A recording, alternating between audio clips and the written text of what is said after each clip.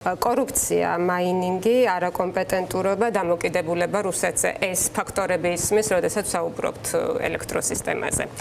მოდით გავყვეთ ამ ყველაფერს ცალკე და ვისაუბროთ იმაზეც, ვანო ზარდიაშვილზე პასუხისმგებლობის აკუმულირება რამდენად ობიექტურია. პირველი და მთავარი ალბათ ის არის, რომ 3 წელი გავიდა შოუის ტრაგედიიდან და აუცილებლად მინდა რომ გამოვიხმაურო. მინდა მიუსამძიმრო კიდევ ერთხელ დაღუპულთა ოჯახებს, ოჯახის წევრებს.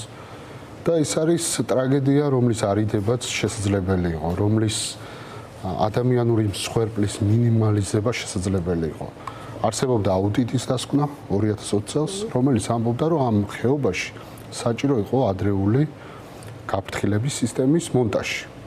და ასევე მნიშვნელოვანი აღინიშნოს, რომ ადგილზე შოვის ან ტურისტულ ლოკაციაზე და სივრცეზე იყო ინტერესი ბიზნეს ჯგუფის კახიკალაძის ბიზნეს ჯგუფის. სწორედ ამიტომ 2018 წლის გეგმიდან ამოიღეს ბუბას ხეობა როგორც საფრთხე. შემდეგ ონის საკრებულოს თავმჯდომარე, რომელიც არის ირაკლი კობახიძის ქვისლი, გასცა ნებართვები იმ კომპანიებზე, რომლებიც სწორედ ამ ჯგუფებას ეკუთვნის და ამ კორუფციულმა მადამ, კორუფციულმა სურვილებმა მიგიყვანა ამ კატასტროფამდე, რომ ხელისუფლებამ თავად თქვა ანუ ექსპერტულ დასკვნებზე უარი ამოიღო საფრთხეებიდან ბუბას ხეობა და ამ დროს ყოველ 3 წელიწადში იყო წყალმოვარდნები და ფაქტობრივად ბუნება გვაფრთხილებდა, რომ საშიშრობა რეალური იყო. მაგრამ ყურადღება არ მიაქციეს. შემდგომში რაც მოხდა, როგორ იყო რეაგირება, როგორ განვითარდა მოვლენები, ვერტფრენმა იმუშავა, არ იმუშავა, ეს ყველა ვიხილეთ, მათ შორის ის რომ 3 აგვისტოს ტრაგედია დატრიალდა 3 საათს და 5 აგვისტოს ჩავიდა იქ შინაგან საქმეთა მინისტრი. მაგალითად, არსებობს უწყება კრიზისების მართვის საბჭო, უსაფრთხოების საბჭო იგივე, რომელიც არის აღჭურვილი მათ შორის ისეთი ტიპის გაიდლაინით და მათ შორის ტექნიკური აპარატურით, რომელიც სწორედ ესეთ საფრთხების დროს საჭიროა რომ გამოიყენო და ეს არის დახმარება, რომელიც ჩვენი პარტნიორების მხრიდან მივიღეთ, თუ არ ვცდები, დიდი ბრიტანეთი იყო კონტრიბუტორი. თუმცა ეს არ გამოიყენა ხელისუფლება და მეცაც გეტყვით. 3 აგვისტოს მთელი მთავრობის შემადგენლობა, ძალოვანი უწყების ვერტიკალი, იყო შეკრებილი მცხეთაში მარანი ხოლში და არცალათ შოვისთვის. არც ეგონათ, რომ ეს მასშტაბები იქნებოდა სტიქიის და საბოლოო ჯამში ჩვენ მივიღეთ ის, რომ უსაფრთხოებაზე ვის უნდა იყოს პასუხისმგებელი. იმ ხალხმა საკუთარი მოვალეობა დაივიწყეს და ეს არის გულგრილობა, ეს არის დანაშაულებრივი უმოქმედობა, რომელიც კვალიფიცირდება როგორც დანაშაული, მძიმე დანაშაული, მაგრამ ვინმე მაგო პასუხი? პასუხი არ აგონა დასკვნები იქნა გამოწვეული. და ნახეთ, მეცაც გეტყვით. ხო, ანუ ვიზუალური მხარე ამ ყველაფრის თავად მეტყველებს რა. თავად ამბობს სათქმელს, რომ იქ ჩასული ხელისუფლების წარმომადგენლებს ბახილები ეცოთ. ანუ 33 ადამიანი ჩამარხა ვარცოფმა და ხელისუფლების წარმომადგენლები ბახილებით რა ადეკვატურობის ხო, ანუ ეს არ უნდა დავივიწყოთ, ეს არ უნდა დავიწყოთ და ასევე არ უნდა დავივიწყოთ და მე არ დავივიწყებ, რომ ნაციონალური მოძრაობის საგამოძიებო ჯგუფს ხელმძღვანელობდი, რომლის დასკვნის საფუძველზე ჩვენ მოვითხოვეთ პარლამენტში საგამოძიებო კომისიის შექმნა და ქართულმა ოცნებამ გითხრა, უარი რომ ჩვენ ამაზე მუშაობთ და მათ შორის ვინმე არის დასაჭერელი დაუსჭით. მაგრამ არავინ არ დაუსჭია. გავიდა 3 წელი და საქართველოს კვლავ ტრაგედიებიდან ტრაგედიებად ცხოვრობს და აი პარაპეტი რო ჩამოიშალა 1 წლის წინ დეზერტირების ბაზართან. 2 ადამიანი რო გარდაიცვალა. რომლის შესახებ წინ და რა ვიცი, ანუ 1 წელი გავიდა 2 ადამიანი დაიღუპა და თითქოს არაფერი, ანუ თითქოს ყველამ დაივიწყა. თითქოს ამ ქვეყანაში ის რო 17 წლის ახალგაზრდა იცინის და კლავენ, ცხრილავენ. ის რომ იუმორისტი ხუმრობს, რაც ნორმალურია, ხო? საზოგადოებაში, ღია საზოგადოებაში ეს ძალიან ნორმალურია, ხო? და სცემენ ამის გამო. და თქვენი კოლეგა ვახოსანაია 14 დღით გაუშვეს ციხეში Facebook პოსტის გამო. ჩემი სოლიდარობა და მხარდაჭერა ვახოს ფორმულას და რა თქმა უნდა ჩვენ ერთი საერთო ბრძოლის სპირალში ვართ ყველა ერთად. და ეს ბრძოლა უნდა მოვიგოთ და ვისთან გვაქვს საქმე, ეს ყველაზე მეტად ჩანს ენერგეტიკაში. ეს კორუფციული წილი, კორუფციული მადა, რომელიც ივანიშვილის საჯგუფებას გააჩნია, ყველაზე მეტად ენერგეტიკაში იგრძნობა. არ დაგავიწყდეთ, რომ კონკრეტულად კახიკალაძის ხელმოწერა ჩვენთან ამოქალაქეებს $139 მილიონი დაუჭდა. და ამას უკვე ჩვენ ვიხდით. ეს არის ჩვენ და ჩვენი შვილების გადასახდები. თუმცა დღეს რომ ეს ხომ ევროპაშიც ხდება. არა. აქ არაზეა ლაპარაკი, მე მინდა დეტალურად ავხსნა.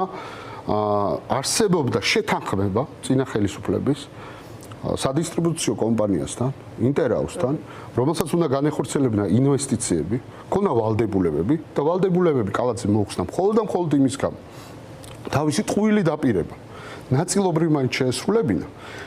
თბილისში დაწიეს რამოდენიმე თეთრით დროებით ტარიფი, მაგრამ ეს ტარიფის ცვლილება, ანუ შემცირება რამოდენიმე თეთრით ჩვენ თანამოქალაქეებს დაურჯდა 129 მილიონი დოლარი და მეტიც. ეს არის კახიგალაც.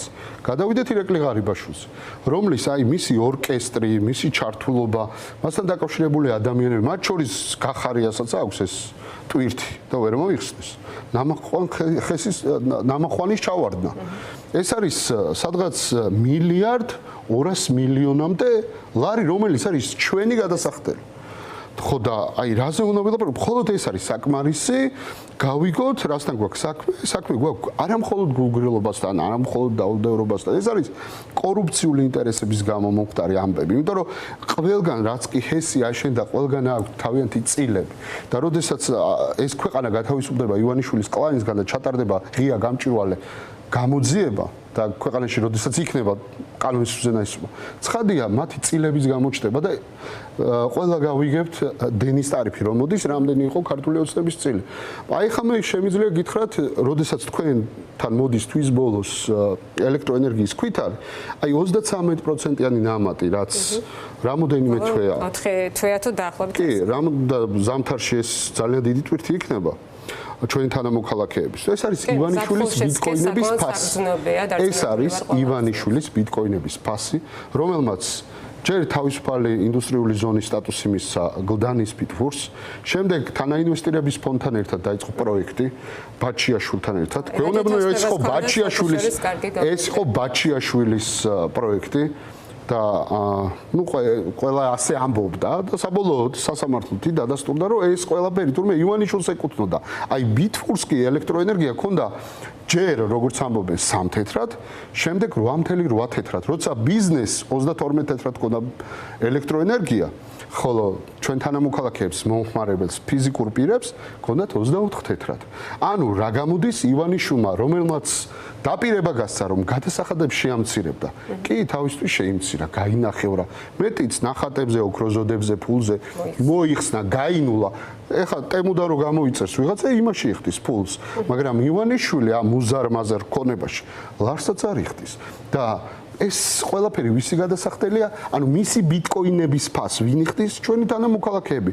სადღაც 5 მილიარდზე არის ლაპარაკი, 5 მილიარდი ლარის ამ მაინერებით, ბიტკოინ მაინერებით, ბიტკოინი გამოიმუშავა ივანიშვილმა და ბაჩიაშვილმა და ამას ჰქონდათ დავა.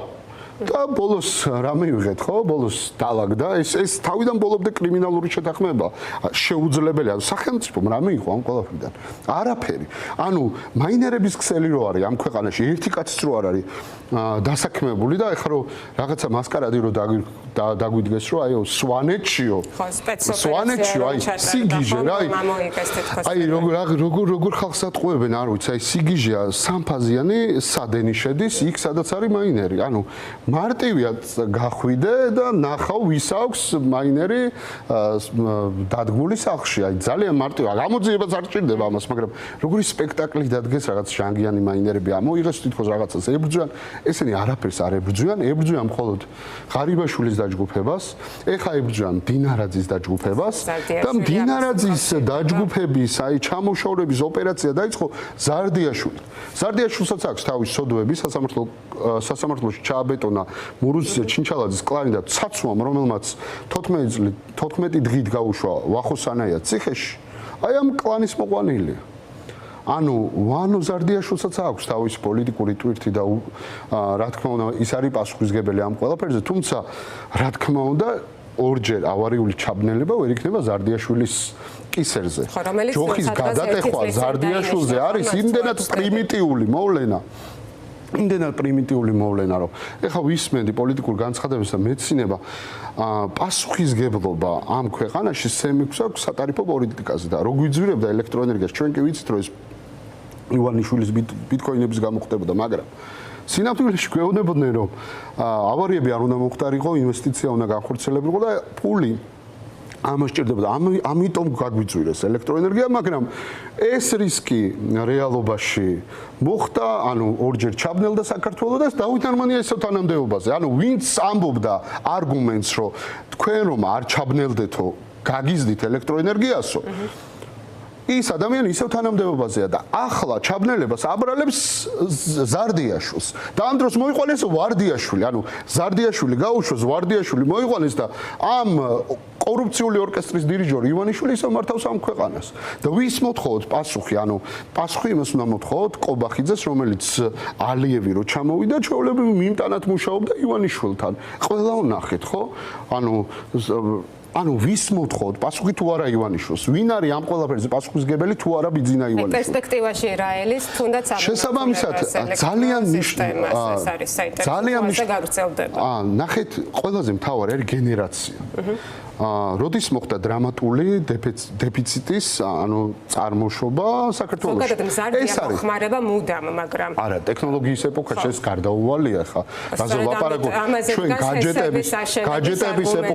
გაჯეტების ეპოქაში ცხოვრობთ და რა თქმა უნდა, ელექტროენერგია ყველაზე მნიშვნელოვანი კრიტიკული რესურსია. მაგრამ ტემპსაც გააჩნია. ნახეთ, ნამახვანი ხუდონი ნენსკრა. ეს იყო პროექტები, რომელიც 2012 წლამდე მიხეილ სააკაშვილმა დაიწყო, საერთოდ მიხეილ სააკაშვილმა ეს ქვეყანა გაანათა და ყველაზე მთავარი ჩვენი ენერგოუსაფრთხოება იყო სრულად დაცული. ჩვენ არ ვიყავით არავის დამოკიდებული ზამთრის დეფიციტურ პერიოდში ჩვენ ელექტროენერგიას ვყიდულობთ აზერბაიჯანიდან და სომხეთიდან, მათ შორის ეს შესყიდვა ემსახურებოდა იმას, რომ ჩვენ ტრანზიტსაც უტარებდით ამ ქვეყნებს და ჩვენ შესაბამისი წილიც ჰქონდა ამ ტრანზიტში. და ტრანზიტში ვინ გაჩნდა ივანიშვილის ხელში? კომპანია ელგრინი, რომელიც ნოღა ელდელს და პაპაშვილს ეკუთვნოდა. სადაც წილი ჰქონდა სავარაუდოდ უჩამამოცა შვილს ეს რო თქვი, მიჩივლეს სასამართლოში და ვამბობდი, რომ ლილუაშვილი ფარველობს კოლცენტრებსო და მე დამაჯარიმეს. ისე საინტერესო ის მოსამართლე გივიდი და სადარ. ხო და ნუ საბოლოოდ ეს ყველაფერი დადასტურდა. თვითონ თქვენს რომ შუამავალი კომპანიები არსებობენ და მეტიც ზამთრის დეფიციტურ პერიოდში, ანუ ზამთარში, როდესაც ჩვენ აღარ გვაქვს წყლის რესურსები, ანუ გენერაცია იკლებს, ჩვენ ელექტროენერგიას ვისგან ვყიდულობთ? მტვრისგან, ოკუპანტისგან, რუსეთის ფედერაციიდან. ანუ ჩვენი ენერგოუსაფრთხოება დამოკიდებული გახდა მტერზე. და მაია ზახაროვა რო გამოვიდა და გვითხრა რომ რა ევროკავშირი მოგინდათ ჩაგაბნელებთ ისევ. აქ ვიღაცები გაოცდნენ რომ ვაიმეო და მარტო დენის მიმართულებით კი არა ესე როცა მოაწყო რუსეთს. კი 2006-ში. მარტო შეიძლება გამოიყენოს კეთად ეს კარგი მაგალითი. ელექტროენერგიის მიმართულებით კი არ არის ესეთი კატასტროფა. გაზმომარაგების კუთხითაც. ახლა ვარდიაშვილი, რომელიც გაზის ტრანსპორტირების კომპანიიდან გათმოიყვანეს, სხვადასხვა გაზის ჩვენი წილი, რომელიც კონსორციუმის მილში იყო დაცული, გარანტირებული, რომელსაც არაერთი ქვეყანა იცავდა ამ მილს. ამოიღეს და გადაიტანეს საბჭოთა მილში, რომელსაც საქართველოს გარდა არავინ არ იცავს და როგორ იცავს ივანიშვილი ჩვენი თანამოქალაქეების უსაფრთხოებას შოვიდან დავიწყოთ, ხო? და ვილაპარაკეთ უკვე. ანუ არავის არ აინტერესებს ჩვენ რომ რაღაცა ავარია მოხდეს, გაზი არ გექნება ზამთარში. და ფაქტობრივად ზამთრის დეფიციტურ პერიოდში გაზის მიმართულებითაც გავხდით რუსეთზე დამოკიდებული. ანუ ივანიშვილმა ჩვენი ქვეყანა რუსებს ჩაუგდო ხელში. როგორც სასურსათო უსაფრთხოების მიმართულებით, ასევე ენერგეტიკული მიმართულებით და ჩვენი ეს ელექტროსისტემის ჩავარდნები არის იმ პოლიტიკის შედეგი, რომელსაც ატარებს ივანიშვილი, როდესაც პროფესიონალების ნაცვლად თანამდებობებს იკავებენ პარტიული ადამიანები. დამსახურების მიხედვით და დამსახურება რა არის, რომ ურუსზე ჩინჩალაძე ჩასვეს იქ და ამ ადამიანებმა პრეზიდენტი სააკაშვილი ციხეში გაუშვეს, პოლიტიკური ლიდერები ციხეში გაუშვეს, ელენე ხუშტარია ციხეშია, მზია ამაღლობელი ციხეშია, ვახოსანაია ციხეშია, ლევან ხაბეიშვილი ციხეშია, ყველა ლიდერი ციხეშია და კიდევ უპირებენ გაშვებას. ეს ხალხი აკეთებს ამას და ვანუზარდიაშვილი და ეს ჯგუფი ამაში მონაწილეობდა და მათ გამო გაუშვეს თანამდებობიდან პროფესიონალები და მოიყვანეს ვანუზარდიაშვილი და ეხა უბრალოდ დინარაძე, რომელმაც დაიჭირა ღარიბაშვილი, ქართული ოცნებისთვის ეხა ღარიბაშვილი და ეს კორუფციული მადა ხო მაგათი ჩვეულებრივი იდენტობა კოცის არის, რომ უნდა მოიპაროს. საბავშვო ბაღში სუბს იპარავდნენ, კოლცენტრებით ფულს აკეთებდნენ, ხო ნახეთ ოქროზოდები. ეს არის სწორედ ის, რომ ჩვენ საზოგადოებას თავზე მოაჯდა ივანიშვილი, მისი დაჯგუფება, კლანი და საკუთარი კეთილდღეობა მოიწყო ჩვენ ხარჯზე. აი მაგალითი კონკრეტული ხო ციფრობრივი მაგალითი გვიჩვენა დღეს აკსტატმა. ანუ მიზნობრივი მაჩვენებელი არის 0.3%. ბოდიში 3%-ია მიზნობრივი მაჩვენებელი ინფლაციის და მიზნობრივი ინფლაციასთან ახლოს არ ყოფილა წლიური ინფლაცია. არც იანვრის, არც თებერვლის, არც ერთის. მეტიც მაისში ყოველთვის დაბალი იყო ინფლაცია. ყოველთვის მუდმივად ყველაზე მაღალი იყო. ივნისში კიდევ უფრო მაღალი და ეხლა ივლისში ვნახეთ რომ 5.5. ანუ ყოველდღიურად ძვირდება ჩვენი ცხოვრება და ეხლა ვიკითხები ჩვენ თანამოქალაქეებს, თქვენი ცხოვრება ძვირდება. თქვენი შემოსავლები თუ იზრდება, ეს მაინტერესებს, მაგრამ აი გეტყვით ზარდიაშვილის შემოსავალი კი გაიზარდა, იმიტომ რომ 18,000 ლარს იღებდა, აი ამ თანამდებობაზე. მეცაც გეტყვით, ნარმანია 30,000 იღებს. სისხლის სამართლის პასუხისმგებლობას დაემუქროს, ასე რომ ანუ მე არ მჯერა რომ ვინმე სისხლის სამართლის პასუხისმგებლობა დაიკისრება, აი გულწრფელად გეონებით ეს ზარდიაშვილი ჭირდებოდა როგორც განტევების ვაცი, იმიტომ რომ რავი რატომ და დინარაძე დასაჯეს. დინარაძე ჯერ უპორტფელო მინისტრია და ამავდროულად მეგობარიც დასაჯეს მისი და ნუ გასაგებია შიგნით აქ გაჭმა და დაპირისპირება. ეს ყველაფერი ესეც თავის საინტერესოა. კობახიძე რა ძალაუფლებას ფლობს ჩვენ ეს დავინახეთ. როდესაც აზერბაიჯანის პრეზიდენტი იყო საქართველოში. ეს ყველა ვნახეთ და გულდასაწყვეტია ჩვენ არ ვიმსახურეთ ისეთ ქვეყანას, სადაც პრემიერი მიმტანია. არ შეიძლება ესე ვექცეოდეთ ჩვენ ქვეყანას. არ შეიძლება ყაველაშვილი იყოს პრეზიდენტი. გველაპარაკებიან ღირსების დაცვაზე და ყველაზე დიდი გამარჯვება, დიდგორის გამარჯვება, როცა იყო და კი ვიცით რომ თურქეთს ყოველთვის აღიზიანებდა 14 აგვისტო. ეს თარიღი აღიზიანებს თურქეთს, იმიტომ რომ ჩვენი ისტორიული დიდი გამარჯვება, რომელიც ნაწილობრივ მათაც უკავშირდება და ამ დროს ჩავიდა ალიევთან. თუ ვინმე ეროვნული ღირსება შეურაცხყოფა არის ნამდვილად ყაველაშვილი. თუ ვინმე ჩვენი ღირსებაზე გაიარა არის ირაკლი კობახიძე, რომელიც უზბეკეთში ჩავიდა თემურ ლენგის გვირგვინი შეაპყო მემორიალი. და მეტიც საელჩოს ღონისძიებაზე, რომელიც შაჰაბაზის ლაშქრობას ეძღვნებოდა თბილისში, აი სხვათა შორის ივანიშვილის სასტუმროში, ესწრებოდნენ საგარეო უწყების წარმომადგენლების. ჩვენი საგარეო უწყების თანამშრომლები ესწრებოდნენ ამ ღონისძიებას და ახლა ეს ხალხი გვეუბნება ღირსება უნდა დაიცვათ. როგორ უნდა დაიცვას ადამიანმა ღირსება, როცა არ გააჩნია ეს ღირსება. და ვისთან გვაქვს ჩვენ საქმე ხა მორალის პოლიციას რო ქმნიან რაღაც ირანულ მოდელს. ყველაფერზე ვილაპარაკე, მაგრამ მიცევ მინდა ენერგეტიკაში და კორუფციაზე დავბრუნდე და ვისაუბრე. ანუ პრობლემა არა ზარდიაშვილი, არა ვარდიაშვილი, არა მდინარაძე, არა კობახიძე, არის ბიძინა ივანიშვილი. რომელსაც არ აინტერესებს თქვენ თუ ვერ გადიხართ დედაქალაქიდან და ვერ შემოდიხართ, იმიტომ რომ საცობია, მცხეთაში საცობია, თბილისში საცობია, ბათუმში. არ აინტერესებს ივანიშვილს, იმიტომ რომ ეს მას არ აწუხებს. არავის პრობლემა მას არ ადარდებს. საკუთარი პრობლემები ადარდებს. აი, ოქროზოდები რო შემოქონდა, 1 საათში მიიღო პარლამენტმა გადაწყვეტილება და გაუქმა გადასახადი. მაგრამ საცობში რო დგას ჩვენი თანამოქალაქეები თბილისში შემოსასვლელში, დედაქალაქში ვერ შემოდიან, ვერ გადიან. ეს არავის არ ადარდებს. კახალაძეს რო კითხოთ, რას იძახი და მილანში მიდის ახლა თმების შესაჭრელად. რაში აინტერესებს ხო თბილისელების პრობლემა, ის კი არა რუსთაველი გადათხარა და თან არ გვეუბნებია როდის დაამთავრებენ. თან იერსახესაც უცვლიან და ესენი არიან ჩვეულებრივი ბანდიტები. ჩვენ რაღაც აქ მაგორო აი პოლიტიკური ძალა. ეს არის კრიმინალური კორუფციული სინდიკატი, დაჯგუფება ლურჯიმელია ნამდვილი, რომელიც თავს ასახებდა რომ აი ამას გავაკეთებ საბოლოო ჯამში. შინაარსში აირია და რა ქნეს ახლა ივანიშვილმა ხან ღარიბაშვილს იწერს, ხან ლილუაშვილს, როცა ვინ აღაზევა, ვინ დანიშნა ესენი თანამდებობაზე? ეს საკადრო პოლიტიკა, ვისი შემოქმედება? არის თუ არა ქართული ოცნების შემოქმედება? თან მიკვირს ზოგიერთები გამოდიან და აი ზარდიაშვილი ახლა თუ ზარდიაშვილს დაიჭერენ ამ ქვეყანას ეშველება. ზარდიაშვილი რო დაიჭირონ კი არა, რაც არ უნდა უქნან, არ ეშველება ამ ქვეყანას ვიდრე ქართული ოცნება მართავს, იმიტომ რომ მათი კორუფციული მადდა, მათი კორუფციული წილი არის ენერგეტიკაში. მეცაც გეტყვით, საწვავი ძვირდება ყოველ დღიურად. და ჩვენ ვამბობდით, ინიციატივით გამოვედით, რომ ეს იქნებოდა დამხმარე ჩვენი თანამოქალაქეების, რომ უარი ეთქვათ საწვავის აქციზე. რამდენზეა იცით ლაპარაკი? 400 მილიონ ლარზე არის ლაპარაკი. ანუ ივანიშვილის მთავრობამ უნდა თქვას კომფორტზე, ადმინისტრაციულ ხარჯებზე, წარმომადგენლობით ხარჯებზე უარი და ჩვენ თანამოქალაქეებს 30-40 თეთრით გავუერთებდა საწვავი. ამას არ აკეთებენ, მაგრამ 50 მილიონს ხარჯავენ ახალ ავტომობილებში. ფული იფლანგება ყველა მიმართულებით, მაგრამ ხალხს რა ჭირდება, იმას არ აკეთებენ. აბა ივანიშვილს დაჭირდეს, ყველაფერს გააკეთებენ. ამიტომ ჩემო ძვირფასებო მაყურებელს მიმართავ.